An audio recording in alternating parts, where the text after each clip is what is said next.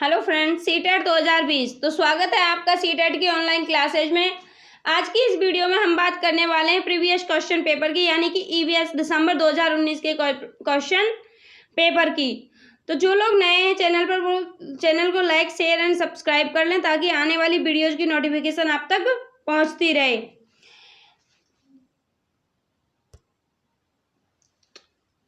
Question number 1 है आपका, निम्नलिखित में से क्या पर्यावरण अध्ययन के संदर्भ में सही है। तो ये पूछ रहा है कि पर्यावरण अध्ययन के संदर्भ में क्या सही है। पहली और दूसरी कक्षाओं के लिए भाषा और गणित के माध्यम से पर्यावरण अध्ययन पढ़ाया जाता है। नेक्स्ट है आपका, दूसरी, तीसरी और चौथी की कक्षाओं के लिए पर्यावरण अध्ययन से जुड़े मुद्दों को भाषा और गणित के माध्यम से पढ़ाया जाता है। नेक्स्ट है आपका, पहली और दूसरी तक की कक्षाओं के लिए पर्यावरण अध्ययन से जुड़े हुए मुद्दे विज्ञान और सामाजिक विज्ञान के द्वारा पढ़ाए जाते हैं। नेक्स्ट ऑप्शन है आपका, पर्यावरण अध्ययन एक विषय है जो पहली से 5वीं तक की कक्षाओं में पढ़ाया जाता है। तो इनमें से पर्यावरण अध्ययन से जुड़ा हुआ कौन सा, पर्यावरण के अध्ययन में कौन सा सही है।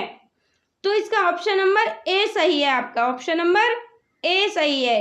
पहली से दूसरी कक्षाओं के लिए भाषा और गणित के माध्यम से ही पर्यावरण अध्ययन को पढ़ाया जाता है। इसके लिए कोई अलग से बुक नहीं बनाई गई है। पर्यावरण अध्ययन को पहली और दूसरी कक्षा में अलग से नहीं पढ़ाया जाता है। इसको सिर्फ भाषा के माध्यम से या फिर समझा करके इसी तरीके से पढ़ाया जाता है। नेक्स्ट क्वेश्चन है आपका,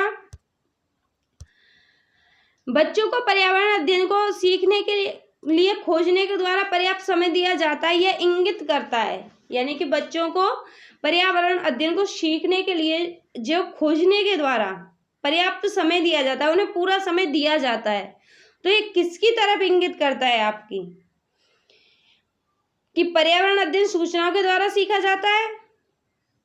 ऑप्शन नंबर बी है आपका, पर्यावरण अध्ययन बाल केंद्रित है।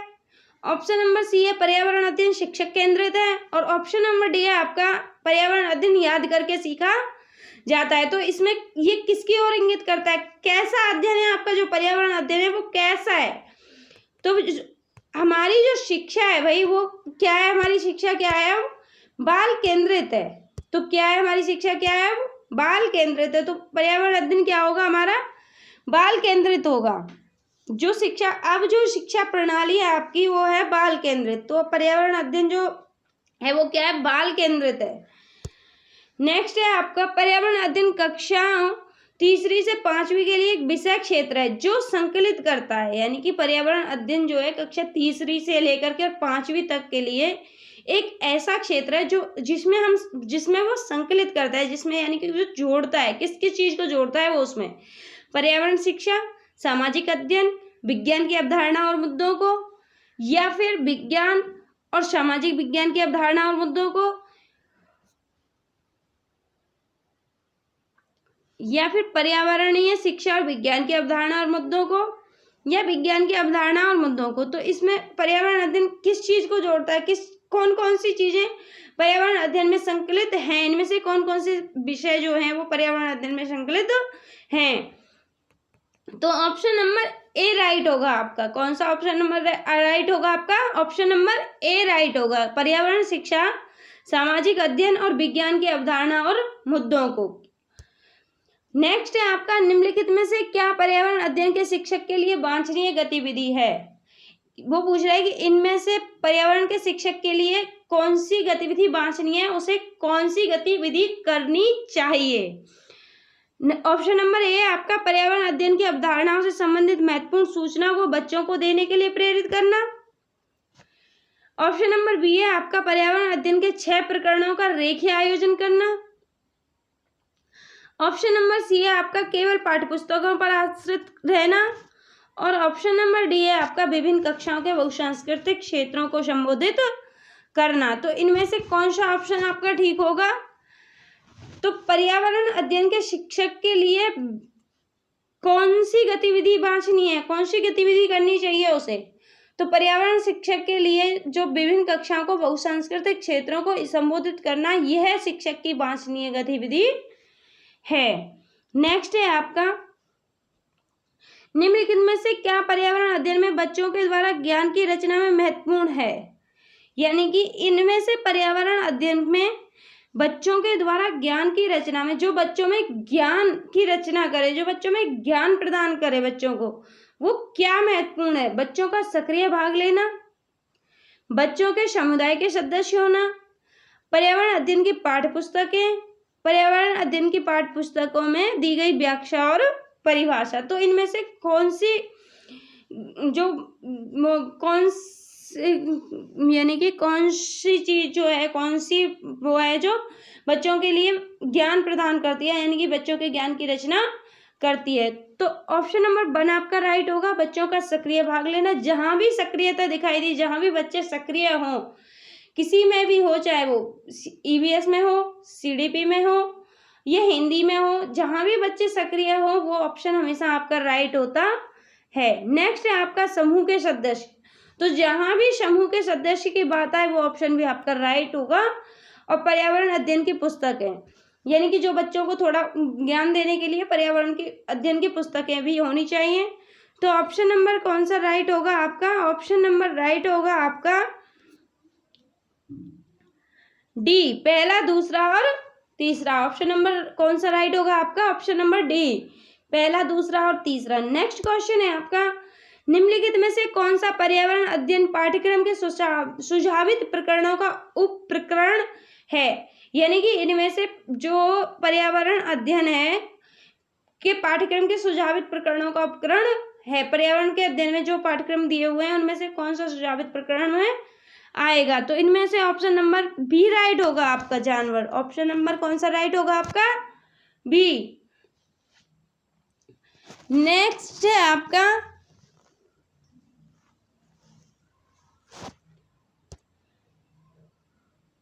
पर्यावरण अध्ययन के शिक्षक के द्वारा बच्चों को जानवरों का अवलोकन और उनका चित्र बनाने को प्रेरित करने का उद्देश्य क्या है?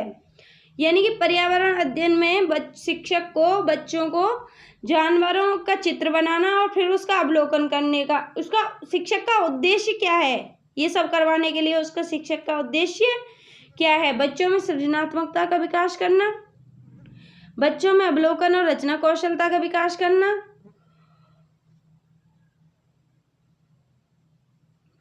या फिर बच्चों में सौंदर्यगत संवेदना का विकास करना। तो इनमें से कौन सा ऑप्शन राइट होगा आपका?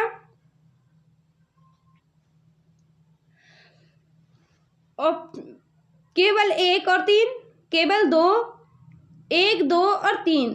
तो ऑप्शन नंबर सी राइट होगा आपका। कौन सा राइट होगा आपका? ऑप्शन नंबर सी राइट होगा, क्योंकि इसका पहला ऑप्शन भी राइट है, बच्चों में सृजनात्मकता का विकास करना एकदम राइट है, बच्चों में अवलोकन और रचना कौशलों का विकास करना ये भी राइट है, बच्चों में सौंदर्यगत संवेदना का विकास करना ये भी राइट है। तो ऑप्शन नंबर राइट क्या हो जाएगा आपका? Option number C. नेक्स्ट है आपका, बच्चों को पर्यावरण अध्ययन सीखने में प्रभावशाली तरीके से जोड़ा जा सकता है। यानी कि बच्चों को पर्यावरण अध्ययन को सीखने के लिए उनको प्रभावशाली तरीके से जोड़ा जा सकता है। उनको कैसे पर्यावरण अध्ययन को अच्छे तरीके से सिखाया जा सकता है, उसको किस तरीके से अच्छे से, यानी कि प्रभावशाली तरीके से कैसे सिखाया जा सकता है, किस तरीके का, किस कौशल का उनके ऊपर ज्यादा प्रभाव पड़ेगा। ऑप्शन नंबर 1 है आपका वृत्तांत, ऑप्शन नंबर 2 है आपका कहानियां, ऑप्शन नंबर 3 है आपका शिक्षक के द्वारा अवधारणाओं की प्रभावशाली व्याख्या, ऑप्शन नंबर 4 है आपका शिक्षक के द्वारा अवधारणाओं का प्रभावशाली प्रदर्शन और व्याख्या। तो सबसे ज्यादा प्रभावशाली तरीका क्या है इसमें आपका? सबसे ज्यादा प्रभावशाली तरीका होगा आपका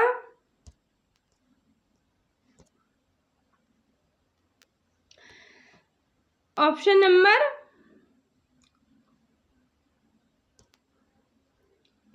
वृत्तांत और कहानियां, ऑप्शन नंबर 1 और 2। तो कौन सा ऑप्शन राइट होगा आपका? केवल 1 और 2 ओनली।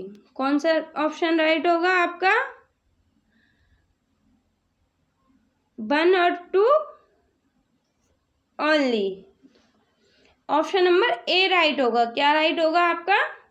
ऑप्शन नंबर ए, क्योंकि बच्चों को पर्यावरण अध्ययन सीखने में प्रभावशाली तरीके में जो सिखाते हैं वो वृत्तांत और कहानियों के द्वारा ही हम बच्चों को उसमें जोड़ सकते हैं। नेक्स्ट है आपका, निम्नलिखित में से क्या पर्यावरण अध्ययन को सीखने का सबसे प्रभावशाली संसाधन है?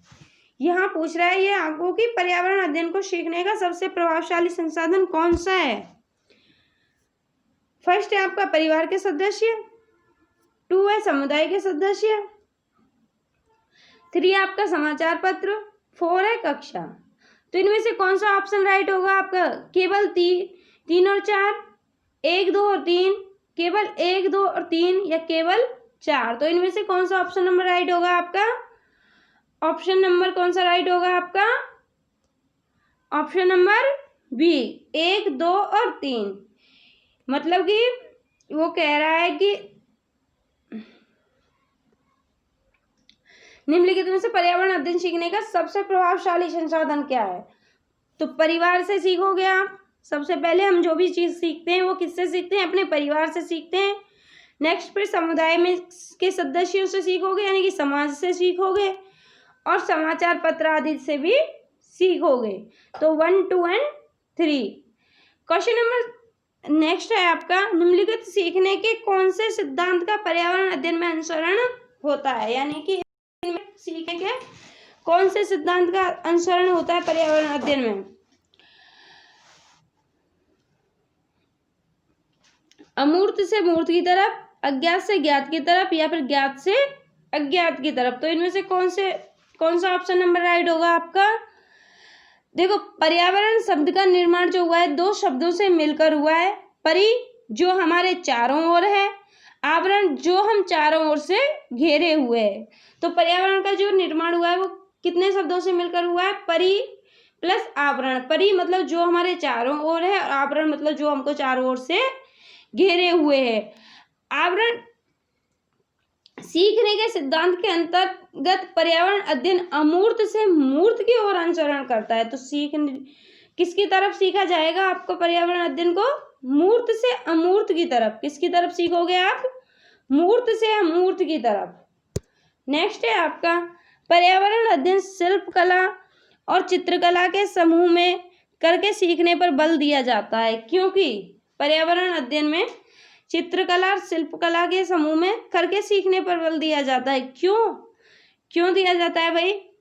क्योंकि पर्यावरण अध्ययन में शिल्पकला और चित्रकला को समूह में करके सीखने पर बल इसलिए दिया जाता है, समूह में सीखना सहपाठी द्वारा सीखने को प्रोत्साहित करता है। यानी कि समूह में सीखना अपने साथ के जो भी लोग होते हैं, जो भी बच्चे होते हैं, उनके द्वारा सीखने को प्रोत्साहित करता है, और उससे बच्चा जल्दी भी सीखता है।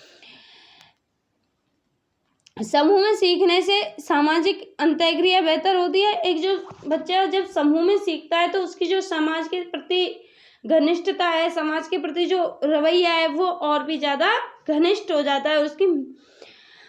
तो आप समूह में सीखना सहपाठी द्वारा सीखने को प्रोत्साहित करता है। ऑप्शन नंबर कौन सा राइट होगा आपका? समूह में सीखना सहपाठी द्वारा सीखने को प्रोत्साहित करता है।